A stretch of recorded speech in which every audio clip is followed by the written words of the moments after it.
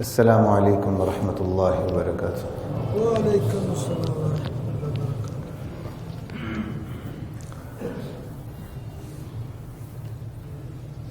ان الحمد للہ نحمدہ ونستعینہ ونستغفرہ ونؤمن بہ ونتوکل علیہ ونعوذ باللہ من شرور انفسنا ومن سیئات اعمالنا من يهده الله فلا مضل له ومن يضلله فلا هادي له ونشهد أن لا إله إلا الله وحده لا شريك له ونشهد أن محمدا عبده ورسوله أما بعد فأعوذ بالله من الشيطان الرجيم بسم الله الرحمن الرحيم ما كان محمد أبا أحد من رجالكم ولكن رسول الله وخاتم النبيين وكان الله بكل شيء عليما۔ محمد صلی اللہ تعالی علیہ وآلہ وسلم تم مردوں میں سے کسی کے باپ نہیں ہیں، لیکن وہ اللہ کے رسول ہیں، وخاتم النبیین اور انبیاء کے خاتم ہیں، آخری نبی۔ وَكَانَ اللَّهُ بِكُلِّ شَيْءٍ عَلِيمًا، اللہ کو ہر چیز کا علم ہے۔ کس نے ماننا ہے خاتم النبیین، کس نے نہیں ماننا، اللہ کو پتہ ہے۔ کس کو خاتم النبیین بنانا تھا، کسے نہیں بنانا تھا، اللہ کو یہ بھی پتہ۔ حضرات محترم، ختم نبوت کے حوالے سے ہماری یہ تیسری اور انشاءاللہ غالباً آخری نشست ہے، غالباً انشاءاللہ، کیونکہ ایک موضوع کو تسلسل کے ساتھ اتنا زیادہ چلانا، چاہے اس کی جتنی مرضی اہمیت ہو، لوگ پھر اکتاہٹ کا شکار ہو جانا شروع ہو جاتے ہیں۔ میری کوشش ہوگی کہ آج میں اس موضوع کو، یہ میری آخری نشست ہو، باقی انشاءاللہ بات ہوتی رہے گی ختم نبوت کے حوالے سے، دیگر موضوعات پہ بھی بات ہوتی رہے گی، لیکن جو ہم نے ایک تسلسل رکھا تھا، میری کوشش تو تھی کہ میں اس کو مزید اور آگے لے جاؤں، میں نے کہا نہیں، اب اس کو یہاں روک لیتا ہوں۔ اس لیے پچھلی دو نشستوں میں جو بات ہوئی اس کو میں تھوڑا سا اجمالی طور پہ جوڑ دیتا ہوں، پھر جو کچھ عجلت میں باتیں گزشتہ جمعے ہوئی تھی اس کو تھوڑی سی تفصیل میں چلا جاتا ہوں، کچھ مزید بات کرتا ہوں آپ کے ساتھ، کچھ جو مرزائی لوگ قرآن کریم کی آیات پڑھنے لگتے ہیں، کچھ تھوڑا سا اس پہ بھی بات کر لیتے ہیں، پھر اپنے آپ کو بھی دیکھ لیتے ہیں، اپنے گریبان میں بھی جھانک لیتے ہیں، ہم کہاں کھڑے ہیں، ہماری کیا تیاری ہے، کیا ہمیں ایمان کا پتہ ہے، کیا ہماری اولاد کو پتہ ہے۔ اس حوالے سے ہمارا وجدان، ہمارا شعور، ہماری تربیت، ہماری غیرت، حمیت کس سطح پر ہے، اس مختصر سے نشست میں ان چیزوں پہ بات کرنے کی کوشش کروں گا۔ اللہ کی ذات مجھے، آپ کو، ہم سب کو دین کا فہم نصیب فرمایا، اس کی سمجھ نصیب فرمایا، اس پر غیرت نصیب فرمایا، اور اسے آگے پہنچانے کی اللہ تعالیٰ توفیق عطا فرمایا، جذبہ اور حمیت نصیب فرمایا۔ جب تک ہیں اللہ صحت کے ساتھ، ایمان کے ساتھ دین پہ قائم رہنے کی توفیق عطا فرمایا، اور جب موت ہے تو اللہ شہادت پر ایمان کی موت نصیب فرمایا۔ حضرات محترم، بنی نوع انسان اللہ نے دنیا میں اسے بھیجا، اور ہمیشہ کے لیے نہیں بھیجا بلکہ ایک مخصوص وقت کے لیے بھیجا۔ اللہ نے اس کی جسمانی تربیت کا جہاں انتظام کیا، وہاں اللہ تعالیٰ نے، قاری صاحب میری بات سن رہے ہیں تو ذرا یہ اسپیکر کی یہ شور کو ختم کریں، سجاد اگر آپ کو آتا ہے تو آپ دیکھ لیں، نہیں تو قاری صاحب کو ذرا آواز دے دیں۔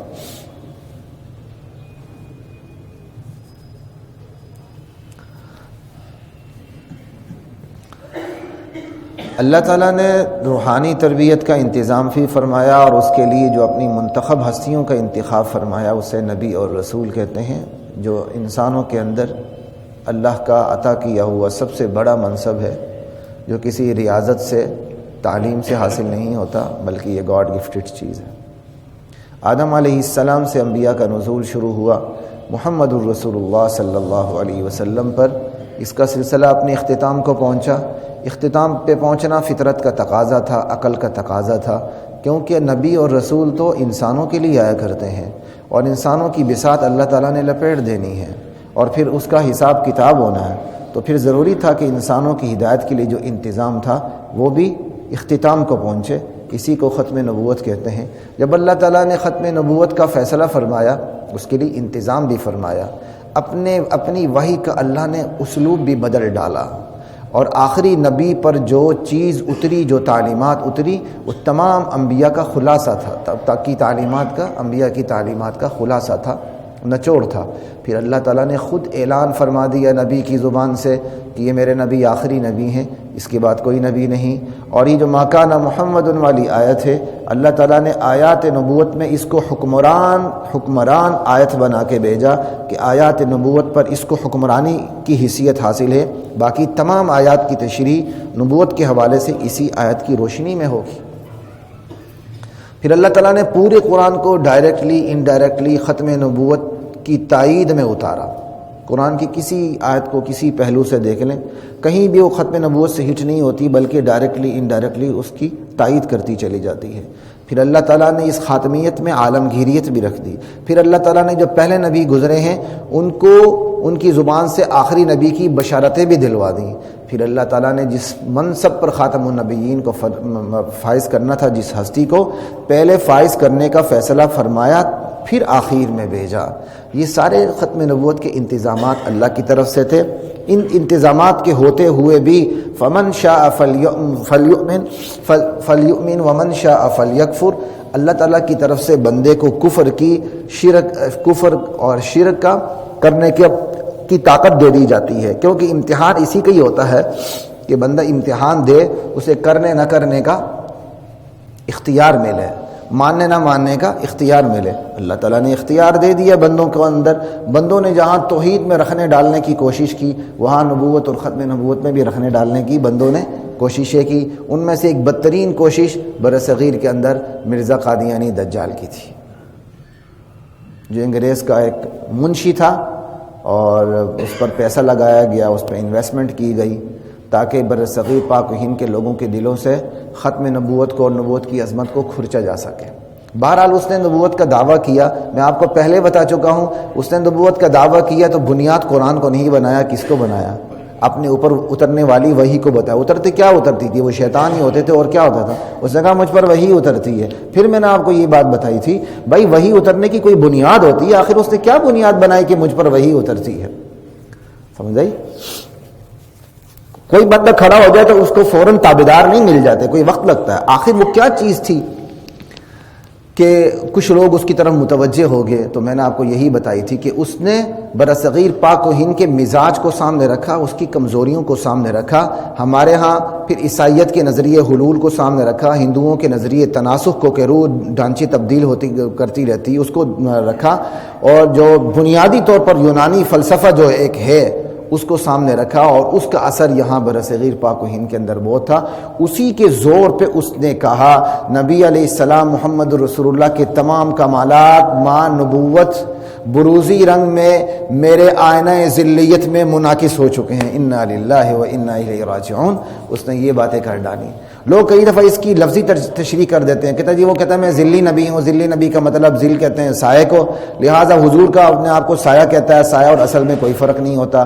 بروز کہتے ہیں ظاہر ہونے کو، وہ کہتا ہے جی 1400 سال پہلے محمد الرسول اللہ جو مکے میں پیدا ہوئے تھے وہی جنم ثانی ان کا قادیان کے اندر غلام احمد قادیانی کی شکل میں ہوا، انا للہ و انا الیہ راجعون۔ یہ صرف ایک سمجھانے کی حد تک تو ٹھیک ہے، لیکن یہ بروزی اور یہ چیزیں باقاعدہ ٹرمینالوجی ہے، اور یہ فلسفیانہ اصطلاحات ہیں، ہندوانہ کانسیپٹ ہیں، اور بعض صوفیوں نے جو ان کانسیپٹ کو ترمیم کے ساتھ درست کر کے اپنے ہاں لینے کی کوشش کی، کچھ ان کی غلطیاں بھی ہیں، کچھ وہ بھی ڈی ٹریک ہوئے۔ اس سارے ماحول نے سے مرزا قادیانی نے فائدہ اٹھاتے ہوئے جب نبوت کا دعویٰ کیا تو نبوت کا دعویٰ انہی کمزوریوں کے زور پہ اس نے کیا۔ لوگوں کو بتایا دیکھو بھائی، کیا تمہیں پتہ نہیں ہے جو مرا ہوا شخص ہوتا ہے، جو بہت بڑا اللہ والا ہوتا ہے وہ زندے پر تصرفات کر سکتا ہے، اپنی روحانی تجلی مار سکتا ہے. جب وہ زندے پر تجلی مارتا ہے تو گویا جو زندہ ہوتا ہے وہ اس کی حرکات وہ ہوتی ہیں جو تجلی مارنے والے مردے کی ہوتی ہیں. تو زندے اور مردے میں فرق ختم ہو جاتا ہے. اور پہلے یہاں مٹی تیار ہو چکی تھی، کیا کہتے ہیں، اس کے لیے کام پہلے ہی ہموار تھا کہ لوگوں کا یہ عقیدہ بنا ہوا تھا مرے ہوئے لوگ تصرفات کرتے ہیں زندوں کے. مجھے یہ بتائیں کیا بہت سے پڑھے لکھے جاہلوں کا یہ عقیدہ نہیں ہے روحیں واپس آتی ہیں دنیا میں؟ آج بھی ہے. اپنے آپ کو مسلمان کہتے ہیں، کہتے ہیں جی روحیں واپس آتی ہیں. اور میں آپ کو قصہ بھی سنا چکا ہوں کافی پہلے. والد محترم کے پاس والد صاحب جب صحت میں ہوتے تھے تو ہمیں بتایا کرتے تھے، کہتے میری جوانی کے دن تھے تو ایک گھڑی شو کی طرف سے ایک مولوی صاحب ایک دن آئے اور ہنستے ہوئے آئے اور بہت عجیب انداز سے وہ آئے. تو میں بڑا حیران ہوا. میں نے کہا خیر ہے آج آپ بڑے مسکرا رہے ہیں؟ کہتا جی بڑا عجیب واقعہ ہوا، کمی بیشی معاف، جو مجھے یاد ہے وہ سنانے لگا ہوں. کہتے کیا واقعہ ہوا جی؟ کہتے وہ یہ ہوا کہ ایک ڈاکٹر صاحب تھے، ان کی والدہ فوت ہو گئی. انہوں نے مجھے اپنے گھر بلا لیا اور گھر بلا کے جو اکرام ہوتا ہے وہ کیا. کہنے لگا حضرت مولوی صاحب بس میری ماں یہاں سے نا ناراض ہو کے نہ جائے. مولوی صاحب نے اسے سمجھانے کی کوشش کی، ماں تیری فوت ہو چکی ہے، یہاں کہاں ہے؟ وہ تو ناراض کیا، وہ تو ہے وہاں ہے.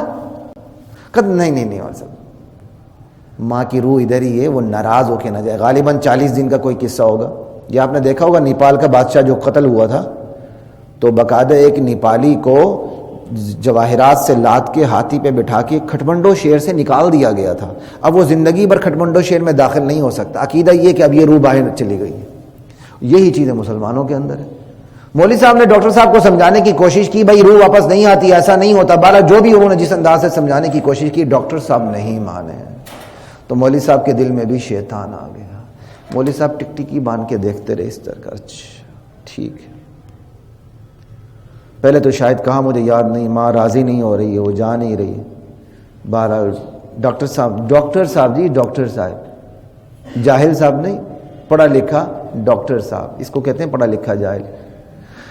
منتوں پہ اتر آیا اور اکرام پہ اکرام، مولوی صاحب کا اکرام، کبھی یہ دے رہا ہے کبھی وہ دے رہا ہے. بس مولوی صاحب میری ماں یہاں سے راضی ہو کے جائے. جب مولوی صاحب کو بہت کچھ مل گیا ماں راضی ہو کے چلی گئی. ماں تھی ڈاکٹر صاحب کی، نظر آ رہی تھی مولوی صاحب کو.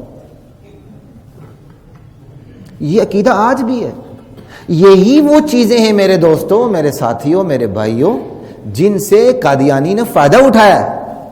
جب پہلے سے زمین تیار ہے کہ مردہ مرنے کے بعد زندوں سے زیادہ ایکٹیو ہو جاتا ہے.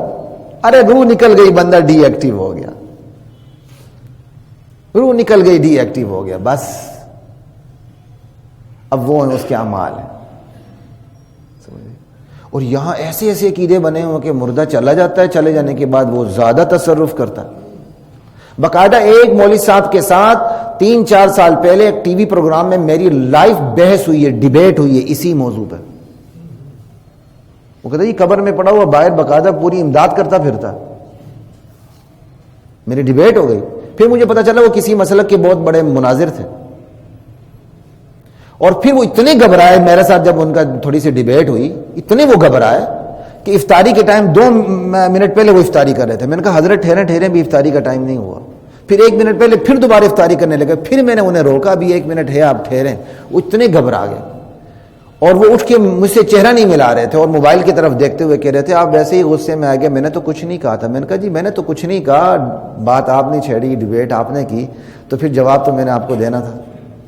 لیکن وہ یہ بھی انہوں نے میری طرف نظریں ملا کے نہیں کہا، موبائل کی طرف نیچے سر کر کے کہا. آخر یہ لوگ بھی سمجھتے ہیں. نیند آ جاتی ہے آپ سنتے ہیں، اور اتنی بڑی نیند، روح نکل کے چلے جائے برزخ میں. اب اللہ کو پتا ہے برزخ کے اندر جہنم کے گڑھے میں یا جنت کے. جنت میں وہ واپس نہیں آئے گی، نہ آ سکتی، نہ آئے گی، نہ وہ آنا چاہے گی وہ روح. اور اگر بری ہے تو اللہ چھوڑیں گے؟ اللہ چھوڑیں گے؟ اور یہاں عجیب عجیب کانسیپٹ ہے، روح واپس آ جاتی ہے. یہی چیزیں ہیں جن سے مرزا قادیانی نے پورا فائدہ اٹھایا. سمجھ آئی بات؟ انہی چیزوں سے فائدہ اٹھایا. جیسے یہ عامل لوگ عورتوں سے کیسے فائدے اٹھاتے ہیں. میں اچھے عاملوں کی نفی نہیں کرتا، جو اچھے عامل ہیں اچھے عامل ہیں، یہ نہیں کہ ایک ہی لاٹھی سے آپ سب کو ہانک دیں. جو قرآن و سنت کو سامنے رکھ کے علاج کرتے ہیں بہت اچھی بات ہے، سمجھ آئی بات. لیکن اکثریت کن لوگوں کی آپ کے سامنے، وہ کیسے کیسے وہ فائدہ اٹھاتے ہیں، کیا کیا وہ حرکتیں کرتے ہیں. ٹھیک ہے، یہ وہ کمزوریاں ہیں جس سے مرزا قادیانی نے پورا فائدہ اٹھایا. جاہل لوگ، اس قسم کے لوگ جن کا پہلے سے یہ عقیدہ بنا ہوا ہے وفات شدہ کوئی چلا جاتا ہے اس کی روح واپس آ جاتی ہے، یا وہ قبر سے کے اندر سے وہ ایسے تصرفات کرتا ہے کہ اس کی روحانی تجلی زندے پر پڑتی ہے، اور زندہ جو ایکٹیو ہو کے کام کرتا ہے دراصل وہ زندہ نہیں کر رہا ہوتا، وہ تو حضرت صاحب کے سارے کام ہو رہے ہوتے ہیں. اس نے یہی کہا محمد الرسول اللہ کی روحانی تجلی مجھ پر پڑی ہے، ان کے تمام کمالات میرے اندر آ چکے ہیں. سمجھ آئی؟ تو پہلے سے زمین ہموار تھی. اس لیے حضرات محترم خدا کے لیے قرآن کو پڑھا کریں. میں نے کبھی اس سٹیج سے نہیں کہا کہ میرے حضرت کا ترجمے والا قرآن پڑھا، خبردار، نہ نہ نہ نہ فلاں کا نہ پڑھے، میں نے کبھی نہیں کہا آپ کو. میں ہمیشہ یہی کہتا ہوں یار الحمدللہ اردو میں اتنی لٹریچر پہ محنت ہو چکی ہے، قرآن کے وہ ترجمے بھی موجود ہیں جن پر تمام مسالک کے دستخط موجود ہیں کہ یہ قرآن کا درست ترجمہ ہے. مارکیٹ میں جائیں، اویلیبل ہے، آپ پڑھیں، انشاءاللہ آپ کا ذہن کھلے گا. جو ہدایت کے لیے کتاب آئی اس کو تو ہم پڑھنے کے لیے تیار ہی نہیں. دوسرا طبقہ وہ ہمارا ماڈریٹ طبقہ جو مغرب کی ہر اٹھتی آواز سے متاثر ہوتا ہے، ہر اٹھتی آواز سے. مغرب نے جمہوریت کا نعرہ لگا دیا، اسے اسلام جمہوریت کو اسلامی بنا دیا. یعنی یہ اسلام کا تڑکا ضرور لگاتے ہیں ہر چیز میں. مغرب کے اندر کمیونزم سوشلزم کا نعرہ لگا، خدا کی قسم ہمارا اردو لٹریچر اٹھا کے دیکھ لیں، آپ کے ہاں ایسے لوگ ہیں، ابھی بھی وہ کتابیں موجود ہیں، مجھے تو قسم کھانے کی ضرورت ہی نہیں تھی، جو کمیونزم سوشلزم کو اسلامی ثابت کرتے پھرتے ہیں.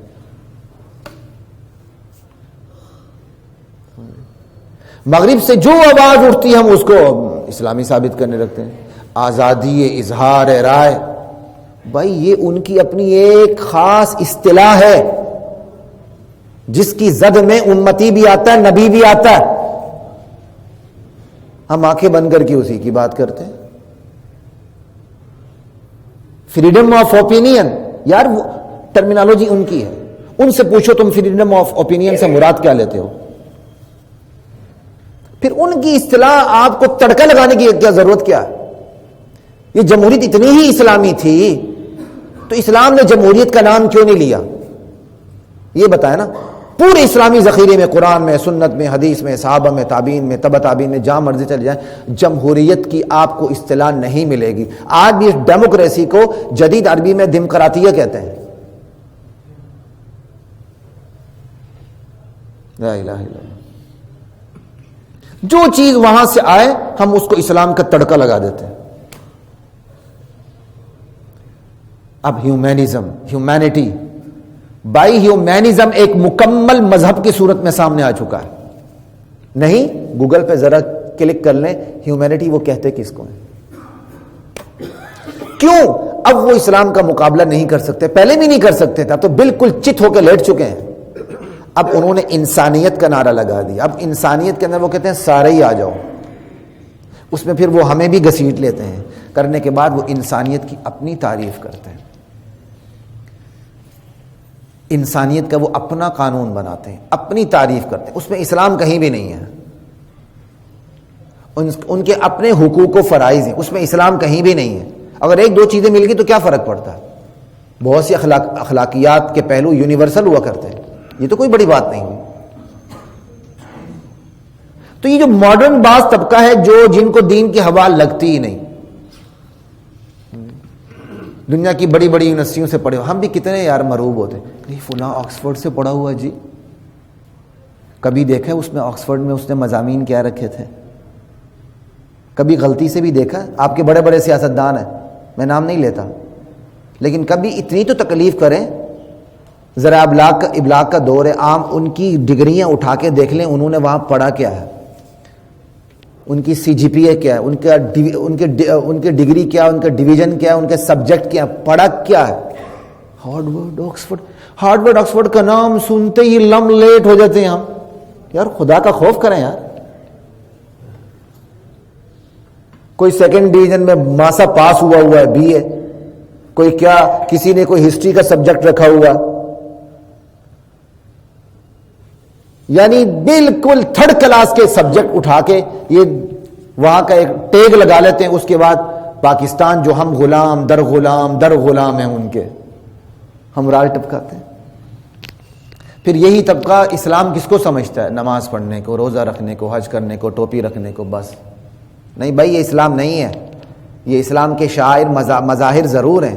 اسلام عقیدے کا نام ہے, اسلام آئیڈیالوجی کا نام ہے, اسلام فکر و نظر کا نام ہے. اسلام اور کفر کے درمیان حد فاصل اعمال نہیں, عقیدہ ہے. وگرنہ قریش مکہ کے اعمال بھی بہت برے نہیں تھے, بڑے بڑے کمال کے لوگ ان کے اندر موجود تھے. ان کی اخلاقیات دشمن بھی ان کے دروازے پر آ جائے پناہ دے دیتے تھے. ان کے کچھ اصول ہوتے تھے. وہ بے مروت قوم نہیں تھی. ان کا ناچ ڈانس گانا ہوتا تھا, لیکن آزاد لوگ نہیں کرتے تھے. ان کے لیے صرف لونڈیاں تھیں. یہ جاہل طبقہ قابو ہو گیا. نماز وہ بھی پڑھتے ہیں, حج وہ بھی کرتے ہیں, ہم بھی کرتے ہیں, یہ بھی کرتے ہیں, تو مسلمان. یعنی ان کو یہ بھی پتہ نہیں کہ مسلمان ہوتا کیسے ہے. لا الہ الا اللہ. اور تیسرا طبقہ جو غفلت کا شکار ہے, چکنا نہیں ہوتا. اس کے نزدیک دین کی کوئی قیمت نہیں. اس کے نزدیک صرف دنیا کی ڈگریوں کی قیمت ہے بس, اور کوئی قیمت نہیں. پھر یہی بچے جب جاتے ہیں, کوئی ایسا روم میٹ مل جاتا ہے, کوئی کلاس فیلو مل جاتا ہے, کوئی جگری یار بن جاتا ہے, وہ ان کو برین واش کر کے بالکل گمراہ کر دیتا ہے. تو یہ تیسرا وہ طبقہ ہے جو چکنا نہیں ہوتا. یہ کچھ باتیں میں نے اجلت میں کی تھی, تھوڑی سی میں نے آپ کو مزید اس میں کچھ تھوڑی سی باتیں بتا دیں. آپ کو چھوٹا سا واقعہ بات کر کے آگے جاؤں, کیونکہ تھوڑی سی ڈیٹیل زیادہ ہوگی میری آگے.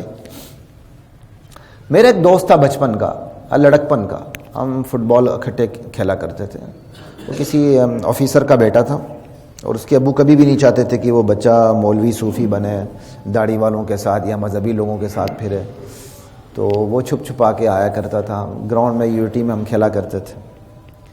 تو فٹ بال کھیلتے کھیلتے وہ مسائل پوچھا کرتا تھا, اور میں کھیلتے کھیلتے اسے مسائل بتایا کرتا تھا. پھر ہم مارننگ واک پہ جاتے تھے صبح نماز کے بعد, وہاں کوئی بات ہو جاتی تھی. آسٹریلیا چلا گیا, غائب ہو گیا. عرصے دراز کے بعد ایک دن میرے گھر کے دروازے پر دستک ہوئی, تو میں نے باہر اس کو دیکھا. وہ جو نورانی شکل تھی وہ ختم, وہ آنکھیں بالکل وہی نشے والی آنکھیں, سارا کچھ عجیب اس کی حالت ہوئی ہے. تو چونکہ میری بڑی اس سے گہری دوستی تھی, اور میں نے کہا کہ یار تم وہ نظر نہیں آ رہے ہو جو پہلے تھے. عرصے دراز کے بعد میری ملاقات ہوئی. بس اس نے مجھے گلے لگایا, چھوڑا نہیں, بس یہ. اور وہیں کھڑے میرے گھر کے دروازے پر کھڑے کھڑے اس نے کہا, دنیا کا ہر گناہ میں نے کر لیا, دنیا کا ہر کام مجھ سے ہو گیا. خدا کی قسم جو عقیدہ آپ سے سیکھا تھا, وہاں جا کے جب عقیدے پہ میری زد پڑتی تھی میں ہوش میں آ جاتا تھا. نہ اس پہ میں نے زد پڑنے نہیں دینی, یہ میرا عقیدہ ہے, یہی تو میرا ہتھیار ہے, یہی میرا ایمان ہے, ورنہ تو ابدی جہنم ہے. کہتا جو عقیدہ میں یہاں سیکھ کے گیا تھا آپ سے, کہتا پھر میں وہاں جا کے مجھے میرے اندر ہلچل مچ جاتی تھی, وہاں میں پھر حملہ نہیں ہونے دیتا تھا. ہر گناہ میں نے کیا, لیکن جب بات میرے ایمان پر آتی تھی وہاں میں چکنا ہو جاتا تھا. حضرات محترم, بچوں کو باہر بھیجتے ہیں نا, ہمارا بچے کا باہر داخلہ ہوا ہے, بڑے فخر سے بڑے بڑے ملکوں کا نام لیتے پھرتے ہیں آپ. اتنی ہوش بھی ہے کہ آپ کے بچے کا ایمان بھی بچے گا کہ نہیں. پہلے تو یہ انتظام کریں نا, پھر بھیجنا نہ بھیجنا دوسری بات ہے. پہلے یہ انتظام تو کریں. UT کے پروفیسر کے بچے گئے, جاتے رہتے ہیں پروفیسرز کے, لیکن واقعہ بتا رہا ہوں, امریکہ میں گئے بندہ, لڑکا ایتھیسٹ ہو گیا. وہ ایتھیسٹ کا پتہ ہے آپ کو, جو سگی بہن کے ساتھ بھی زنا کرنے لگتے ہیں. ان کی اپنی اخلاقیات ہوتی ہیں. اور غالباً وہ لڑکا شاید حافظ قرآن تھا, یا اس کا باپ حافظ قرآن تھا. UT کا پروفیسر, اس کا بیٹا باہر گیا, اور سنا بیٹی بھی گئی تھی, بیٹی الگ رہتی تھی, بیٹا الگ رہتا تھا. پھر آپ دیکھیں, خیر یہی بات ہے. اب آپ کو چند چیزیں بتاتا ہوں, پھر قرآن کریم کی طرف آتا ہوں کہ قرآن کریم کے بارے میں مرزائیوں کا کیا تھوڑا سا انداز ہے. تو حضرات محترم, کچھ مرزائیوں کے ہتھیار ہیں, ان ہتھیاروں کو سامنے رکھیں, اس لیے چوکنے رہیں. سب سے پہلا ہتھیار ان کا تربیت ہے. وہ خود کو کمال کی تربیت دیتے ہیں، اپنی اولاد کو کمال کی تربیت دیتے ہیں. کمال مطلب توبہ، وہ کمال نہیں، مطلب یہ کہ جو شیطانیت ان کے پاس ہے، بچہ چلنے لگتا ہے تو وہ چیز انجیکٹ کر دیتے ہیں اس کے اندر. فل تربیت اپنی بھی بچوں کی بھی. ہر مرزائی بےایمان ایک نمبر کا دائی ہوتا ہے. یوٹی میں میرے دوستوں کے ہاں اللہ کا شکر ہے، اللہ تعالیٰ نے، میری خوش قسمتی یہ تھی کہ اللہ نے مجھے بچپن سے دوست بڑے اچھے دیے تھے، اس لیے گناہوں سے بھی اللہ تعالیٰ نے بچا کے رکھا. یوٹی کے میرے پروفیسر کے بچے میرے دوست تھے، تو ان کے گھر باری باری میرے درس قرآن ہوا کرتا تھا اس دور میں. تو 2 لڑکے آئے، 2 بھائی ہے، وہ پروفیسر کے بیٹے تھے. تو آ کے انہوں نے کہا جی وہ فلاں مرزائی پروفیسر ہے، اس کے بیٹے نے ختم نبوت کے حوالے سے یہ بات کی، ہم پریشان ہو گئی. یہ وہ، میں نے کہا اس کی اتنی غلطی نہیں، میرے خیال میں آپ کی غلطی زیادہ ہے. میں کہا وہ آپ کے ساتھ پڑھتا ہے، آپ کا کلاس فیلو ہے، ہوتے ہوئے اس کو اتنی معلومات ہے کہ اس نے آپ کے اندر ہلچل مچا دی اور آپ کو کچھ بھی پتہ نہیں. ان کا سب سے بڑا ہتھیار ان کی فکری تربیت ہے. یہ بات یاد رکھیں. اب میں اختصار کے ساتھ بات کروں گا کیونکہ وقت تو یہاں دوڑ لگا دیتا. ان کا سب سے بڑا ہتھیار فکری تربیت ہے. وہ خود کو چکنا رکھتے ہیں اور اپنی اولاد کو چکنا رکھتے ہیں. ان کی اولاد کو اپنے مذہب کے بارے میں ایک ایک چیز کا عطا پتہ سب کچھ گہرائی میں جا کے ہوتا ہے. ان کو سکول کی تعلیم کا اتنا پتہ نہیں ہوتا جتنی اپنی شیطانی تعلیم کا پتہ ہوتا ہے. یہ سب سے بڑا ہتھیار ہے. اس پر گنجائش نہیں، صرف آپ کو ہنٹ دے رہا ہوں. 1 نمبر 2 پیسہ. پیسہ ان کا دوسرا بڑا ہتھیار ہے. وہ مسلم معاشرے پر نظر رکھتے ہیں، کون سا بندہ زیادہ مجبور ہے، کس کو بیوی بچوں کی دوائی کے لیے، تعلیم کے لیے پیسوں کی ضرورت ہے. اس میں بھی پھر وہ دیکھتے ہیں کون سا ذرا تھوڑا سا دینی طبقے سے ہٹ کے تاکہ ہم پکڑیں نہ جائیں. وہ اس پر انویسٹ کرتے ہیں، اس کی ضرورت پوری کرتے ہیں، اس کی مجبوری سے فائدہ اٹھاتے ہیں. وہ بندہ اس سے متاثر ہو جاتا. قحط زدہ علاقوں میں جاتے ہیں، زلزلہ زدہ علاقوں میں جاتے ہیں، سیلاب زدہ علاقوں میں جاتے ہیں، امداد کرتے ہیں. آپ کو پتا ہونا چاہیے فلاحی ادارے کھولتے ہیں، اور یہ سارا ان کا جال ہے. اس جال کے ذریعے وہ بندوں کو قابو کرتے ہیں. پیسہ. اب میں تیزی سے آگے جاؤں گا، میرے پاس کاش میں اس پہ زیادہ بات کر سکتا آپ سے. اور تیسرا ان کا بڑا ہتھیار اخلاق. عقیدہ تو ہے نہیں. جب عقیدہ ہے نہیں اور عقیدے کی مار آپ کو مار نہیں سکتے تو کوئی نہ کوئی تو چیز بندے کے اندر ہونی چاہیے نا. وہ اخلاقیات کی مار مارتے ہیں، یاد رکھیے. اس لیے میں نے پہلے آپ کو کہا اسلام اخلاقیات کا نام نہیں، عقائد کا نام ہے. ہاں اخلاقیات سیکنڈری لیول پر ہیں، اس کی اہمیت میں کم نہیں کر رہا، لیکن جتنی اہمیت ہے وہ بتا رہا ہوں آپ کو. اخلاقیات سیکنڈری لیول پر ہیں، اصل عقیدہ ہے. حاتم طائی کتنا بڑا بااخلاق تھا، پوری دنیا میں اس کی مثال ہے. سخاوت اخلاق ہی ہے نا. آخر کچھ بھی نہیں تھا تو گھوڑا تھا تو اس نے اس کو بھی ذبح کر دیا تھا. حاتم طائی کی سخاوت مشہور ہے، لیکن اس کی اخلاقیات اس کو جنت نہیں لے جا سکی. وہ کہاں گیا؟ جہنم. اس کی بیٹی بھی مسلمان ہو گئی، اس کا بیٹا بھی مسلمان ہو گیا. اس کی اخلاقیات اس کو بچا نہیں سکے. حضور نبی کریم صلی اللہ علیہ وسلم کے ساتھ بڑے بڑے مشرکین نے اندر خانہ مدد کی لیکن مسلمان نہیں ہوئے. حضور کی مدد کتنا بڑا اخلاق ہے، لیکن حضور کی مدد کرنا بھی ان کو جنت. ابو لہب نے حضور کے نبی علیہ السلام کی پیدائش کی خوشی میں اپنی لونڈی آزاد کی تھی، لیکن گیا کہاں؟ جہنم. یہ اخلاقیات ان کا دوسرا بڑا ہتھیار ہے. تیسرا بڑا ہتھیار ہے اپنی تربیت، پیسہ، اخلاق. یہ ان کی دعوت ہے. اوپر سے تربیت ہوئی ہوتی ہے، اوپر سے وہ پیسہ لگاتے ہیں، اخلاق دکھاتے ہیں، بندے کو قابو کر لیتے ہیں. جب تربیت بھی ہے، پیسہ بھی، اخلاق بھی ہے، چوتھی چیز دعوت. یہ ہے اصل چیز، یہ ہے اصل چیز.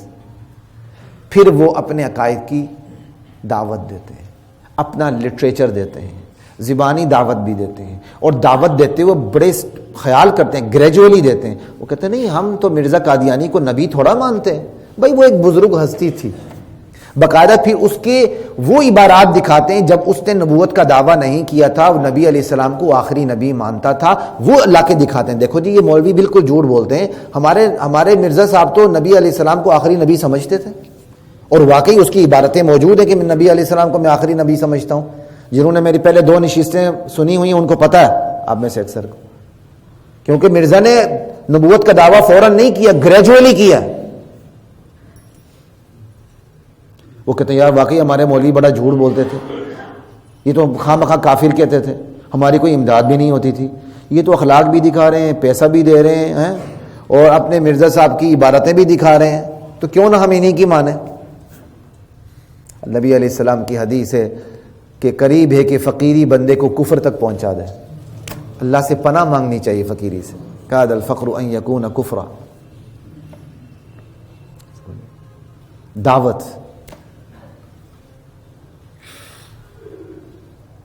اور اگلا ہتھیار کتنے ہو گئے؟ تربیت 4 ہو گئے، اور 5واں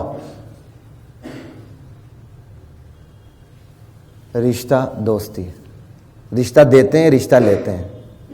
اسی پنجاب کے اندر، اسی لاہور کے اندر ایسے گھرانے موجود ہیں جنہوں نے اپنی بیٹی دے دی، بعد میں پتہ چلا وہ قادیانی ہے. اور یہ نہیں کہ ہم اس سے چھڑائیں، سر دبا کے بیٹھ گئے، داماد گھر پہ آ رہا ہے، ٹھیک ہے یار پھر بچی کہاں سے کھائے گی، یہ کیا کریں گے، اتنے بچوں کو کیسے سنبھالیں. مرزائی داماد کو برداشت کیا ہوا ہے، خدا کی قسم. رشتے اور رشتوں کے بعد پتہ چلتا ہے تو یہ مرزائی ہے. اور رشتے دیتے بھی ہیں، رشتے لیتے بھی ہیں، بیڈ روم تک پہنچا دیتے ہیں اپنے گھر والوں، اپنے بیٹیوں کے. وہ اس طرح بھی وہ قابو کرتے ہیں. حیا ختم ہے. اور آخری بڑا ہتھیار منافقت. بدترین نفرت کرتے ہیں ہم سے. ان کی کوشش ہے اسلام مٹے، اور جتنی بدترین نفرت کرتے ہیں باہر سے اتنی بہترین محبت دکھاتے ہیں. یہ بات یاد رکھیں. باقاعدہ جو مرزائی مسلمان ہوتا ہے نا، یوٹیوب پہ کم سے کم اتنا تو سرچ کر لیا کریں، جو 9 مسلم قادیانی ہیں ان کے اعترافات اور ان کی پچھلی والی زندگی سنا کریں. ابھی میں نے چند دن پہلے ایک کی سنی، اس نے کہا جی میں بچہ تھا اور ہمارے گھر مہمان آئے تو میرے دادا ابو نے مجھے کہا جاؤ دادی سے کہو شربت لائیں یا جو بھی لائیں اور اس سے کہو وہ بھی ملا دیں. کہتا میں گیا اور میں بچہ تھا، میں نے کہا جی وہ بھی ملا دیں. کہتا دادی اماں نے شربت بنایا، اس کے اندر تھوک دیا. اور تھوک چھوٹی چیزیں، پیشاب بھی شامل کرتے ہیں بھائی. اور کہتا میں چھوٹا تو میں نے کہا یہ کیا کیا؟ کہتا تم سمجھو گے نہیں، خبردار زبان بند رکھو، زبان بند رکھو. پیشاب بھی کر دیتے ہیں. منافقت، بدترین ہم سے نفرت اور بہترین محبت دکھاتے ہیں. یہ ان کے ہتھیار ہیں. اسی عنوان کے تحت بہت سی چیزیں آ سکتی ہیں، لیکن میں اب اس پہ زیادہ بات نہیں کر سکتا کیونکہ اب میں آگے جاؤں گا. اب آپ سے میں نے ایک بات کی تھی کہ مرزا جو قادیانی ہے وہ اپنی وحی کے لیے قرآن کو پیش نہیں کرتا اپنی نبوت کے لیے. وہ تو کہتا ہے کہ میں خود نبی ہوں، مجھ پر وحی آتی ہے. لیکن بھائی مرزائی قرآن پیش تو کرتے ہیں، مرزائی قرآن پیش کرتے ہیں. بلکہ مرزا قادیانی بھی قرآن کو پیش کرتا تھا. تو پھر کیا مطلب ہوا وہ قرآن پیش نہیں کرتے؟ میں نے آپ کو 2 نشستوں میں کہا وہ بنیادی طور پہ قرآن کو پیش نہیں کرتے.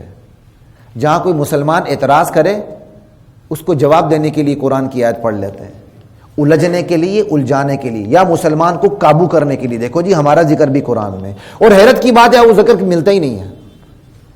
آپ کو میں 2-3 قرآن کی آیت صرف نمونے کے طور پر بتا دیتا ہوں، اس کے بعد آپ دیکھیے گا. اور وہاں کہیں قادیانی کا نام نہیں ہے، یہ بھی یاد رکھیں. بس وہ قرآن سے یہ لینے کی کوشش کرتے ہیں نبوت ختم نہیں ہوئی بلکہ نبوت جاری ہے.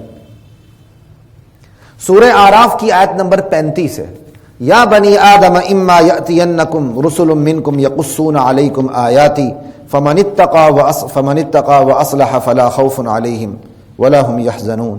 اے ابن آدم، اگر تمہارے پاس تم میں سے ہمارے رسول آ جائیں اور جو تم پر ہماری آیات تلاوت کریں تو بس ان آیات کو سن کر جو تقوی اختیار کرے گا، اصلاح کرے گا، اس پر کوئی خوف نہیں ہوگا، کوئی غم نہیں ہوگا.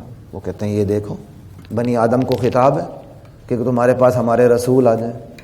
بات سمجھ آ رہی ہے؟ اس سے وہ کیا ثابت کرتے ہیں؟ وہی جاری ہے. 1 منٹ، وہی جاری ہے. مرزا قادیانی کا ذکر کہاں ہے یہاں؟ بات سمجھ آ رہی ہے آپ کو؟ اب مجھے موقع نہیں، لیکن اب آپ کو میں اس آیت کی بات بتاتا ہوں.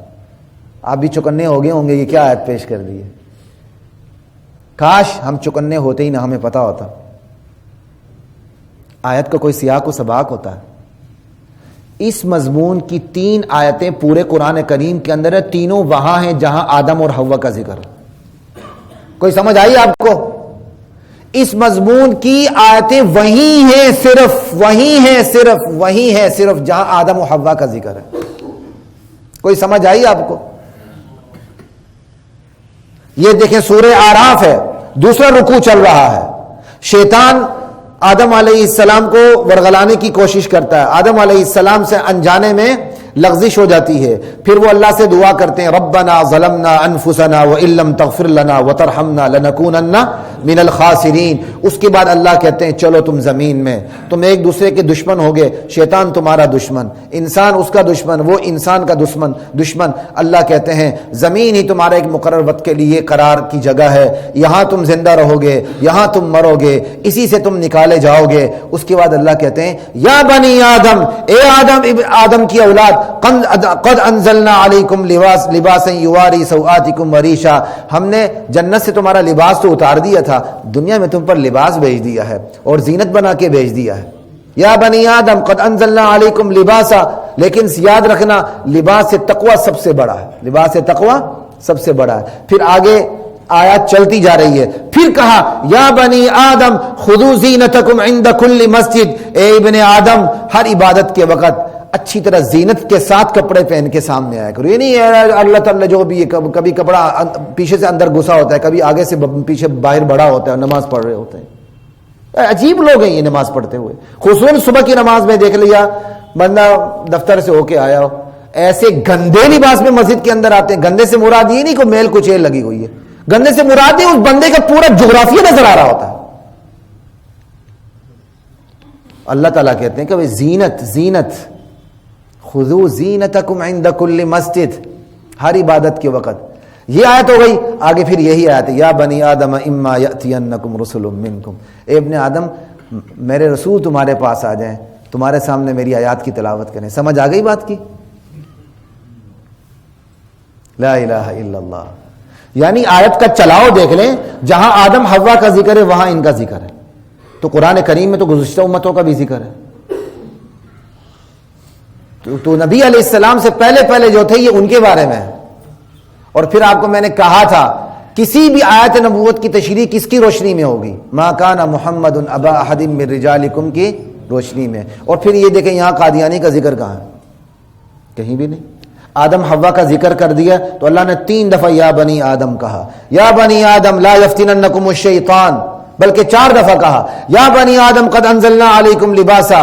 یا بنی آدم لا یفتننکم الشیطان. اے ابن آدم شیطان تمہیں کہیں فتنے میں نہ ڈالے، خبردار دیکھنا، غور کرنا، تمہارے باپ دادوں کو بھی اس نے ورغلایا تھا. یا بنی آدم خذوا زینتکم. اب 4تھی مرتبہ کہا یا بنی آدم اما یأتینکم رسل منکم. اے ابن آدم اگر ہمارے رسول تمہارے پاس آ جائیں. تو بھائی اسی قرآن کے اندر اللہ نے یہ بھی فرما دیا اب رسولوں کا آنا ختم ہو چکا. ایک طرف ہے اگر رسول آ جائیں اور دوسری طرف ہے اب رسولوں کا آنا ختم ہو چکا. تو پھر آپ اس کی تشریح کیا کریں گے؟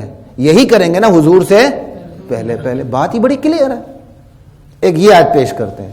دوسری آیت جو وہ اور اسی طرح کی آیت دوسری جگہ بھی ہے سورہ بقرہ کے اندر آیت نمبر 38 ہے. وہاں بھی آدم و حوا کا ذکر ہے. جیسی آدم و حوا کا ذکر ختم ہوتا ہے ہو رہا ہوتا ہے اللہ کہتے ہیں اترو زمین میں، اب میری طرف سے ہدایت آ جائے تو اس کی اتباع کرنا. فَإِمَّا يَأْتِيَنَّكُم مِّنِّي هُدًى. یہی سورۃ طٰہٰ میں آیت نمبر 23-24 میں ذکر ہے فَإِمَّا يَأْتِيَنَّكُم مِّنِّي هُدًى فَمَنِ اتَّبَعَ هُدَايَ فَلَا يَضِلُّ وَلَا يَشْقَىٰ. وہاں بھی آدم حوا کا ذکر ہے. ذکر کرنے کے بعد اللہ کہتے ہیں اب ہماری طرف سے تمہاری ہدایت آ جائے، اس کی پیروی کرے گا تو انشاءاللہ گمراہ. 3 جگہ یہ مضمون، تینوں جگہ آدم و حوا کا ذکر. لیکن مرزا قادیانی کا کہیں بھی. اب وہ سورہ مومنون کی آیت نمبر 51 بھی پیش کرتے ہیں. یا ایھا الرسل کلوا من الطیبات واعملوا صالحا. اے رسولو کھاؤ پاکیزہ چیزیں نیک اعمال کرو. دیکھو جی قرآن کریم کے اندر آئے اے رسولو، اس کا مطلب رسول تو آ رہے ہیں. بھئی آ رہے ہیں کہاں لکھا ہے؟ بات سمجھ آ رہی ہے؟ لیکن اب میں اس پہ کچھ دلیلیں دے کے پھر بات کو آگے ختم کرتا ہوں تاکہ میں وقت کم ہے تو میں یہ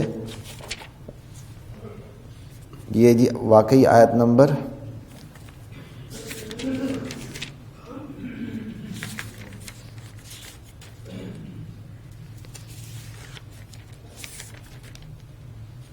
میں نے سورہ انبیاء کھولی ہوئی ہے.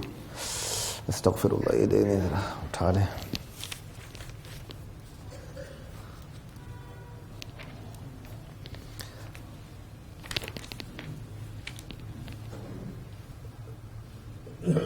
یا ایھا الرسول کلوا من الطیبات واعملوا صالحا، سورہ مومنون آیت نمبر 51.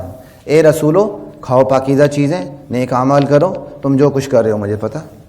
انی بما تعملون علیم. کہتے ہیں دیکھو جی رسول ہیں، اس کا مطلب رسول جاری ہیں. بھائی رسول جاری ہیں کہاں لکھا ہے؟ اب یہ آیت پیش کرتے ہیں. چلیں انہوں نے ایک تو بات کلیئر ہو گئی جہاں رسالت کے جاری ہونے کا ذکر، لیکن یہ آپ کو بتا دوں یہ کس سیاق و سباق کے اندر ہے. اس کا سیاق بھی بتاتا ہوں، اس کا سباق بھی بتاتا ہوں. سورہ مومنون ہے. اللہ تعالیٰ نے توحید کے اوپر یہاں اس آیت سے پہلے توحید پر 3 عقلی دلیلیں دی ہیں، 5 نقلی دلیلیں دی ہیں، 6ٹھی نقلی دلیل یہ دی. نقلی دلیل کا مطلب یہ ہوتا ہے نبیوں سے اوپر نقل ہوتے ہوا ہے. نقلی سے مراد اصل نقل نہیں، نقلی سے مراد مفسرین کی اصطلاح میں یہ ہوتا ہے سمعی دلیل، جو اوپر سے نقل ہوتے ہوا ہے. انبیاء سے، فرشتوں سے، آسمانی کتابوں سے جو دلیلیں دی جاتی ہیں، جانوروں سے، پرندوں سے، ان کو نقلی دلیل کہا جاتا ہے. اب یہ دیکھیں پہلے 3 عقلی دلیلیں دی گئی ہیں. وَلَقَدْ خَلَقْنَا الْإِنسَانَ مِنْ سُلَالَةٍ مِّن طِينٍ، ارے لوگو ہم نے انسان کو مٹی کے خلاصے سے، چنی ہوئی مٹی سے پیدا کیا. پھر پورے انسان کی پیدائش کے مرحلے کا ذکر ہے. کہا دیکھو اس انسان کو پیدا کرنے والے کی توحید پہ ایمان لاؤ. اور پھر اگلی دوسری وَلَقَدْ خَلَقْنَا فَوْقَكُمْ 7 طَرَائِقَ، ہم نے تمہارے اوپر 7 آسمان بنا دیے. یہ دوسری دلیل آ گئی. پھر زمین کا ذکر، زمین کی نعمتوں کا ذکر، آسمان کا ذکر. پھر تیسری عقلی دلیل وَإِنَّ لَكُمْ فِي الْأَنْعَامِ لَعِبْرَةً، ہم نے تمہارے لیے جانور بھی پیدا کیے جن میں تمہارے لیے غور و فکر عبرت کا نشان موجود ہے. کچھ تم کھاتے ہو، کچھ کا دودھ پیتے ہو، کچھ پہ تم سواری کرتے ہو. یہ 3 عقلی دلیلیں ہو گئیں. اب نقلی دلیلیں شروع ہو گئیں. وَلَقَدْ أَرْسَلْنَا نُوحًا إِلَىٰ قَوْمِهِ فَقَالَ يَا قَوْمِ اعْبُدُوا اللَّهَ مَا لَكُم مِّنْ إِلَٰهٍ غَيْرُهُ، ہم نے نوح کو بھیجا تھا، پیغام دے کے بھیجا تھا، اللہ کے سوا کوئی معبود نہیں، اللہ کے سوا کوئی الہ نہیں، اللہ کے سوا کوئی حاجت روا نہیں. ارے تم متقی نہیں بنتے. پھر نوح علیہ السلام کی پوری کارگزاری کا ذکر ہے. قوم نے نہیں مانا، اللہ تعالیٰ کی طرف سے دی ہوئی مہلت ختم ہو گئی، قوم غرق ہو گئی. اللہ تعالیٰ نوح علیہ السلام کو بچا لیا. یہ پہلی نقلی دلیل ہوئی. دوسری نقلی دلیل اللہ کہتے ہیں اس کے بعد ہم نبیوں کو بھیجا اور ہم نے حضرت ہود علیہ السلام کو بھیجا. فَأَنشَأْنَا مِن بَعْدِ ثُمَّ أَنشَأْنَا مِن بَعْدِهِمْ قَرْنًا آخَرِينَ، ہم نے اس کے بعد اور رسول بھیجے. اور قوم عاد میں ہم نے حضرت ہود کو بھیجا. حضرت ہود نے بھی کیا کہتے ہیں یہی تبلیغ کی. قوم نہیں مانی. جب قوم کی مہلت ختم ہوئی اللہ کہنے لگے ہم نے تباہ و برباد کر کے رکھ دیا. جبریل نے چیخ ماری، اس چیخ سے ان کے جگر بٹ گئے، ختم ہو گئے. یہ دوسری دلیل ہو گئی. تیسری دلیل اللہ کہتے ہیں ہم نے اس کے بعد پھر اور مسلسل نبی بھیجے. ثم ارسلنا رسلنا تترا، پے در پہ نبی بھیجے. ابراہیم، اسماعیل، لوط علیہ السلام، شعیب علیہ السلام، بڑے بڑے انبیاء کو بھیجے. قوم نہیں مانی، مہلت ختم ہوئی، تباہ و برباد کر کے رکھ دیا. اور پھر چوتھی دلیل کہا ہم نے پھر موسیٰ کو بھیجا، ہم نے ہارون علیہ السلام کو بھیجا، کتاب دے کے بھیجا. پھر کیا ہوا؟ ہم نے 5ویں دلیل ہم نے عیسیٰ کو بھیجا. سب نے یہی کہا اللہ وحدہ لا شریک لہ، اپنی ذات میں، صفات میں، افعال میں، کمالات میں وحدہ لا شریک ہے. اب 6ٹھی دلیل کے طور پر ان تمام انبیاء کا اجمالی ذکر آ رہا ہے. یا ایھا الرسول کلوا من الطیبات واعملوا صالحا، ہم نے ان تمام نبیوں کو یہی کہا تھا. اے رسولوں، کیونکہ کہا تھا نہیں، آگے بات آ رہی ہے. اے رسولوں کھاؤ پاکیزہ چیزیں، حرام چیزیں نہیں کھانی، اور نیک اعمال کرو. وَإِنَّ هَذِهِ أُمَّتُكُمْ أُمَّةً وَاحِدَةً، تم سب کی شریعت ایک شریعت ہے. وَأَنَا رَبُّكُمْ فَاتَّقُونَ، ان شریعتوں کی بنیاد صرف میری کارسازی ہے، میری ربوبیت ہے. پھر ہوا کیا؟ فَتَقَطَّعُوا أَمْرَهُمْ بَيْنَهُمْ زُبُرًا، ان نبیوں کی امتوں نے دین کو ٹکڑے ٹکڑے ٹکڑے کر ڈالا. بات سمجھ آ رہی ہے؟ ہم نے انبیاء بھیجے اور انبیاء کی امتوں نے کیا کیا؟ دین کو ٹکڑے ٹکڑے. فتقطعوا بعد میں آ رہا ہے، یا ایھا الرسول پہلے آلا، یا ایھا الرسول سے پہلے 5 نقلی دلیلیں گزر چکی، اس سے پہلے 3 عقلی دلیلیں گزر چکی، چھٹی میں اللہ تعالیٰ نے سب کو ملا کے کہا ان تمام رسولوں کو ہم نے یہی پیغام دیا تھا تقوی اختیار کرو. لیکن ان رسولوں کی امتوں نے دین کو ٹکڑے ٹکڑے کر دیا، دین بنا ڈالا، جو جس کے پاس جتنا دین ہے یا جو رسومات ہیں اس پہ وہ خوش ہے. اب میرے نبی فذرہم فی غمرتہم حتی حین، ان کو ان کی بے ہوشی میں مدہوشی میں پڑا رہنے دیں، یہ سمجھتے نہیں ہیں کوئی بات نہیں. کیا کہتے ہیں؟ یہ سمجھتے ہیں ان کا مال جو ہم نے ان کو مال دیا ہے، اولاد دی ہے، ہم ان کے ساتھ بھلائی کر رہے ہیں، نہیں، ہم ان کو ڈیل دے رہے ہیں. اب یہ کہاں ذکر ہے کہ نبی علیہ السلام کے بعد رسالت آ رہی ہے؟ اس کا سیاق بھی بتا رہا ہے، اس کا سباق بھی بتا رہا ہے، باقاعدہ یہ لفظ بتا رہا ہے فتقطعوا امرهم بینہم، ان رسولوں کی امتوں نے دین کو ٹکڑے ٹکڑے ٹکڑے کر ڈالا. اس کا مطلب جو پہلے نبی گزر چکے ہیں ان کے بارے میں یہ بات ہو رہی ہے. لا الہ الا اللہ.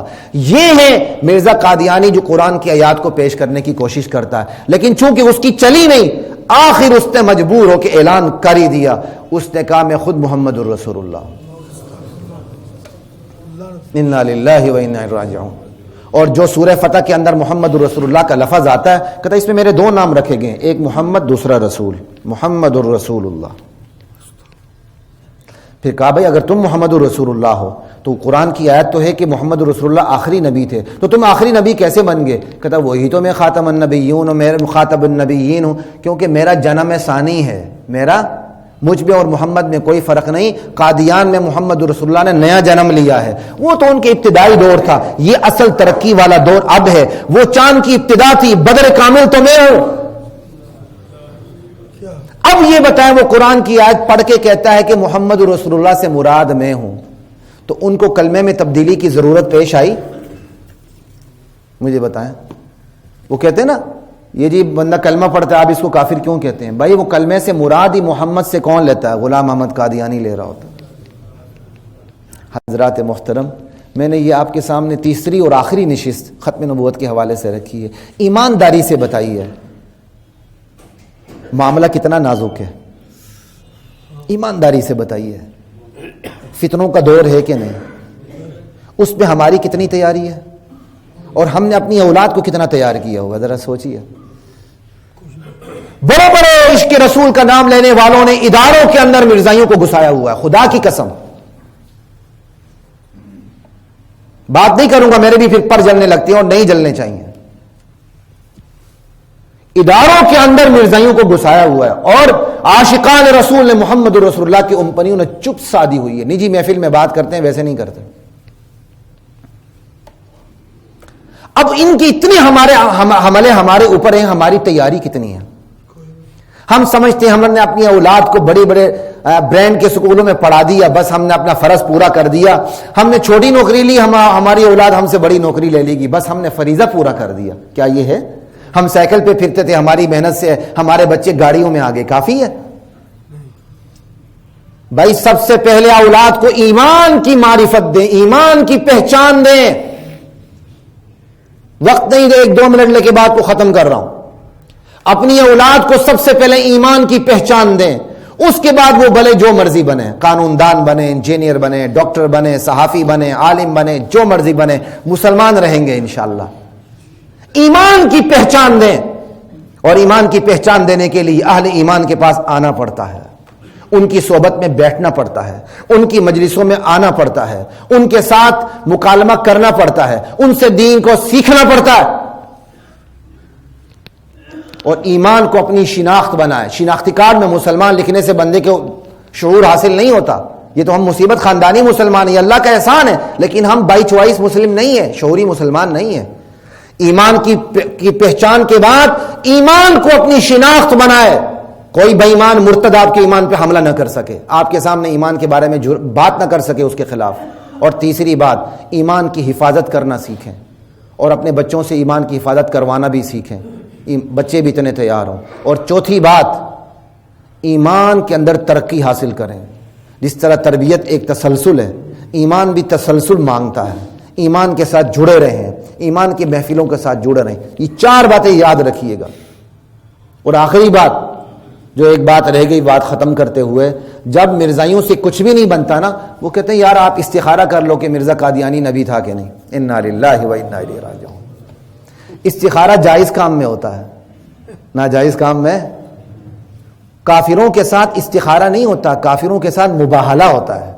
کوئی اگر آپ کو کہہ دے استخارہ کرو کہ یار استخارہ تو میں نہیں کرتا، آجو مباہلہ کر لیتے ہیں، ہم میں سے جو غلط ہے اللہ اس کو تباہ و برباد کر دے، اللہ اس کی نسل مٹا دے، آجو میدان میں. کافروں کے ساتھ مباہلہ ہوتا ہے، استخارہ نہیں ہوتا. اور یہ بھی یاد رکھیں، جس نے بھی نبوت کے پیرلل کسی چیز کا دعویٰ کیا یا نبوت کا دعویٰ کیا، دراصل وہ نبوت کا دعویٰ کرتے ہوئے ہم مسلمانوں کو کافر بتاتا ہے، ابو بکر سے لے کر آج تک سب کو. انا للہ. کیوں؟ کوئی نبی آ جائے تو ماننے والے مومن ہوتے ہیں، نہ ماننے والے کافر ہوتے ہیں. اگر مرزا قادیانی اپنے آپ کو نبی کہتا ہے تو اس کا مطلب کیا ہے؟ نہ ماننے والے کیا ہوئے؟ کافر ہوئے. اور یہ کوئی ہم اپنی طرف سے نہیں کہہ رہے، ایک تو لاجیکل ریزلٹ یہ نکلتا ہے. دوسرا، اس نے اپنے آئینہ کمالات کتاب صفحہ نمبر 54 میں لکھ دی ہے. منبر تقاضا نہیں کرتا میں وہ جملہ بتاؤں، لیکن آپ کو بتانا اس لیے ضروری سمجھتا ہوں کہ آپ چوکنے ہو جائیں. بس نقل کفر کفر نہ باشد. اس نے کہا کل مسلمانوں نے مجھے تسلیم کر لیا، میری نبوت کی تصدیق کی، البتہ جو کنجریوں کی اولاد ہیں اور بدکاروں کی اولاد ہے وہ مجھے نہیں مانتے. وآخر دعوانا الحمدللہ رب العالمین.